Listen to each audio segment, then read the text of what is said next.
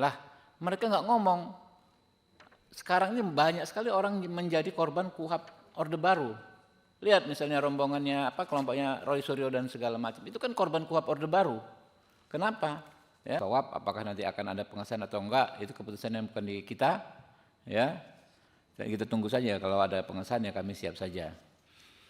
Teman-teman, ada dua hal ya yang kami perlu sampaikan terkait beredarnya hoax atau informasi yang tidak tepat atau tidak benar sejak kemarin. Yang pertama adalah terkait tuduhan bahwa Komisi 3 DPR RI mencatut nama sejumlah LSM ya dalam pembahasan KUHP.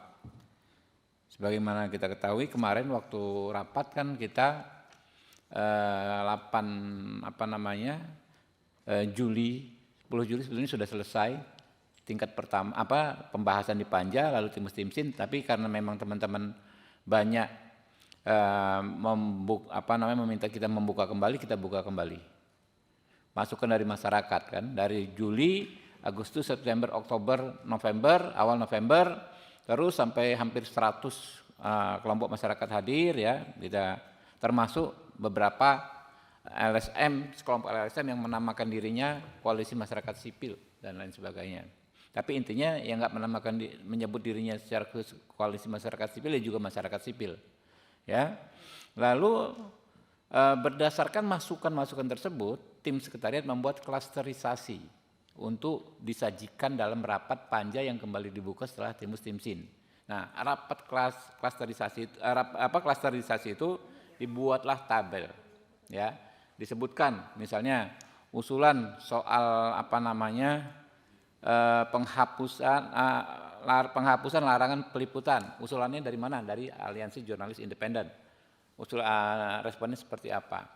Lalu usulan soal hak-hak disabilitas ya, orang-orang disabilitas, mulai dari prasarananya, lalu bahwa kesaksian disabilitas ya yang memiliki karakteristik khusus ya. Itu masukan dari beberapa LSM ya, termasuk dari Mbak Yeni Rosadamayanti. Kita bikin tabelnya di kiri, pengusulnya di kiri, di tabel kiri, di kolom yang paling kiri, lalu substansinya apa, lalu rumusannya. Memang pada akhirnya tidak semua redaksi ya yang diusulkan itu diakomodir 100%. Ya, 100%. Terakhir misalnya usulan dari Maidina, siapa nama lengkapnya ini? Ada teman dari ICJR ya. Maidina Rahmawati. Saya mengenal beliau ya, aktif di ICJR. Sampai akhir-akhir pengesahan, beliau meminta memberikan aspirasi soal perluasan objek pra-peradilan, termasuk diantaranya soal penelantaran laporan atau undue delay, lalu soal penangguhan penahanan. Ya, dari beberapa poin, 2 itu kita akomodir, kita masukkan di pasal-pasal terkait objek pra-peradilan. Begitu juga masukan dari Universitas Indonesia yang disampaikan oleh sahabat saya, rekan Taufik Basari ya. Beliau mengajar di Universitas Indonesia, kirim surat yang ada pakai kop UI, diantaranya soal larangan terjadi penyiksaan dan intimidasi dalam dalam pemeriksaan. Itu kita masukkan ya. Tapi prinsipnya ya 100% lah ya, mungkin 99,9% KUHP baru ini merupakan masukan dari masyarakat sipil ya. Terutama adalah penguatan peran advokat dan hak tersangka sebagai mekanisme untuk mengontrol agar aparat penegak hukum tidak melakukan kesewenang-wenangan ya. Jadi itu yang soal soal pencatutan ya. Nah, kemudian ada ini beredar nih ya, semacam poster di media sosial yang isinya tidak benar ya. Disebutkan ya, kalau RKUHP disahkan, polisi jadi bisa lakukan ini ke kamu tanpa izin hakim. Ini tidak benar sama sekali. Pertama, diam-diam menyadap, merekam dan mengutak-atik komunikasi ya. Kedua, membekukan sepihak tabungan dan semua jejak online. 3, mengambil HP, laptop dan data ya tanpa izin hakim ya. Keempat, menangkap, melarang meninggalkan tempat, menggeledah, bahkan melakukan penahanan tanpa konfirmasi tindak pidana. Ini hoax benar hoax ya. Yang benar adalah ini kami bikin klarifikasinya, kami sebarkan juga ke teman-teman nanti ya, yang versi WA-nya ya. Bahwa yang pertama ya, menurut pasal 135 ayat 2 KUHP baru ya, soal penyadapan akan diatur secara khusus di undang-undang yang mengatur penyadapan yang baru akan dibahas setelah pengesahan KUHP baru. Jadi belum ada penyadapan itu, memang ada hak upaya paksa penyadapan, tapi pelaksanaan dan pengaturan ini akan diatur dengan undang-undang tersendiri soal penyadapan yang akan dibahas kalau KUHP-nya sudah disahkan. Nah, tapi secara umum ya, saya komunikasi lintas fraksi di Komisi 3, ada Pak Nabil ya, fraksi Nasdem, Pak Bimantoro fraksi Partai Gerindra ya. Semua fraksi menyadari bahwa penyadapan itu harus diatur secara hati-hati dan harus dilakukan dengan izin pengadilan. Jadi undang-undangnya belum ada tapi sikap politiknya sudah ada ya soal penyadapan. Lalu menurut pasal 139 ayat 2 KUHP, semua bentuk pemblokiran ya kan, kayak tadi ini kan pemblokiran rekening ya, pemblokiran data online, medsos dan lain sebagainya ya, dilakukan ya dengan mendapatkan izin hakim 139 ayat 2. Lalu menurut pasal 44 KUHP baru, semua bentuk penyitaan, nah ini yang soal handphone, laptop disita itu ya tanpa izin hakim, menurut pasal 44 KUHP baru, semua bentuk penyitaan harus dilakukan dengan izin Ketua Pengadilan Negeri. Nah, soal penangkapan, tadi katanya bisa ditangkap tanpa konfirmasi tindak pidana. Ini mengacu kepada bahwa penyelidik atas perintah penyidik bisa melakukan penangkapan. Sebetulnya pengaturannya begini, ya. Pertama, penangkapan itu harus dilakukan setelah adanya penetapan tersangka. Penetapan tersangka itu tentu mensyaratkan dua alat bukti, ya.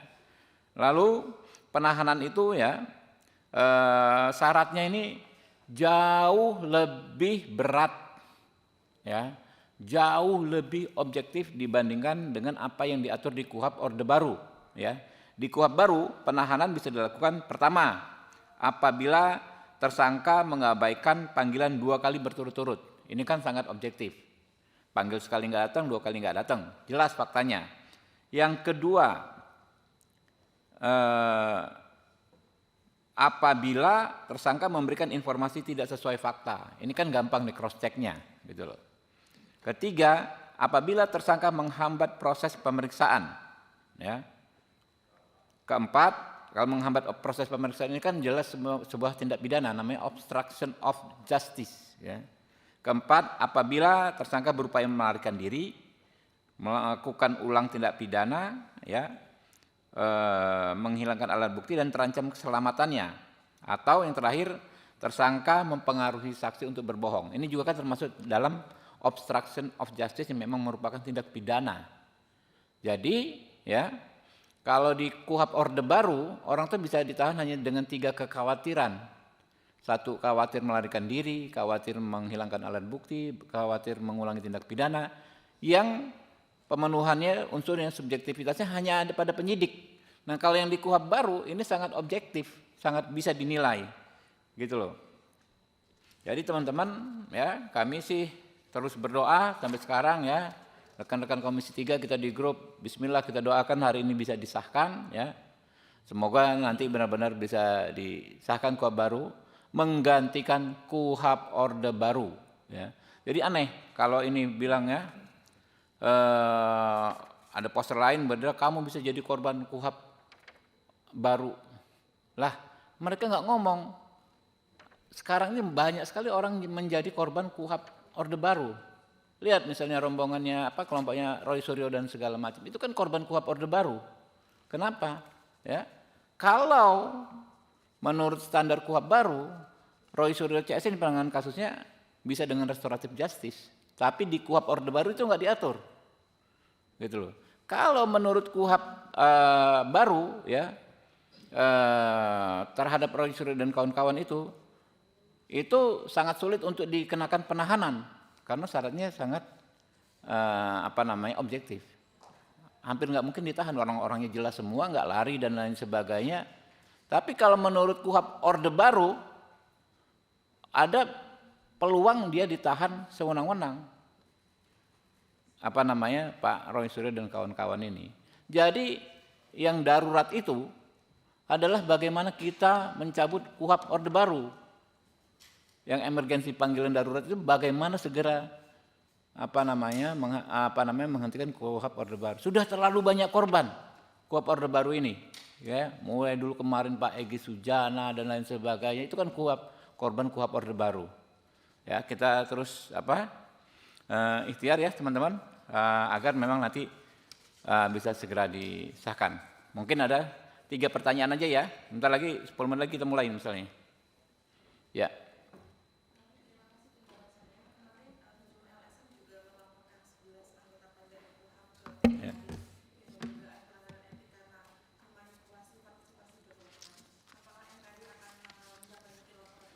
Anda nggak datang pertama ya? Baru datang atau enggak? Saya ngomong sejak awal tadi. Ya, yang tidak ada pencatutan udah saya sampaikan. Ya, itu aja jawabannya. Oh enggak, kalau saya ya itu laporannya mengada-ngada ya. Orang jelas kok enggak ada pencatutan, apanya memanipulasinya. Kami justru mengakomodir aspirasi mereka dan 100% ya, 99% mungkin isi KUHP baru ini adalah aspirasi dari masyarakat sipil. Ya. Oke? 2 lagi, kalau enggak ada oke ya. Nanti cukup ya. Terima kasih. Billahi taufiq wal hidayah. Wassalamualaikum warahmatullahi wabarakatuh.